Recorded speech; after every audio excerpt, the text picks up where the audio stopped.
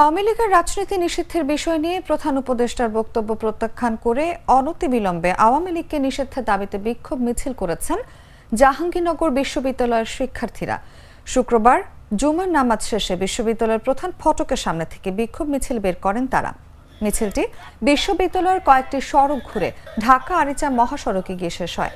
মিছিল শেষে সংক্ষিপ্ত সমাবেশ করেন শিক্ষার্থীরা।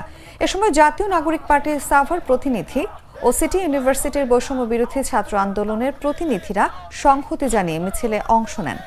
সমাবেশে অংশ নেওয়া এনসিপির সাভার প্রতিনিধি জুলকারনাইন বলেন, প্রধান উপদেষ্টাকে তার বক্তব্য প্রত্যাহার করে নিয়ে অতি দ্রুত আওয়ামী লীগকে নিষিদ্ধ করতে হবে।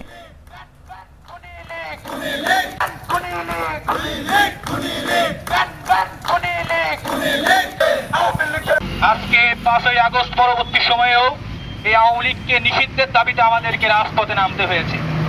অথচ এই বাংলাদেশের জনগণ 5 আগস্টেই গণভোটের মাধ্যমে রায় দিয়ে দিয়েছিল এই বাংলাদেশে আওয়ামী লীগ আর চলবে না, আওয়ামী লীগ নিষিদ্ধ। আওয়ামী লীগকে ছাত্র জনতা 5 আগস্টে গণভোটের মাধ্যমে রায় দিয়ে দিয়েছে।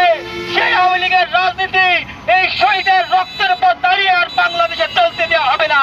আওয়ামী লীগকে গণহত্যাকারী দল হিসেবে চিহ্নিত করে দ্রুত সময়ের মধ্যে নিষিদ্ধ করতে হবে।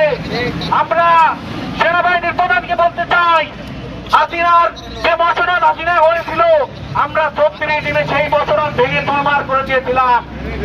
যদি এই বাংলাদেশে হাসিনার রাজনীতি, আওয়ামী লীগের রাজনীতি আবার ফেরাতে চান, আপনাকেও এই বাংলাদেশ থেকে বিতাড়িত করতে আমরা এক মুহূর্ত সময় নিব না।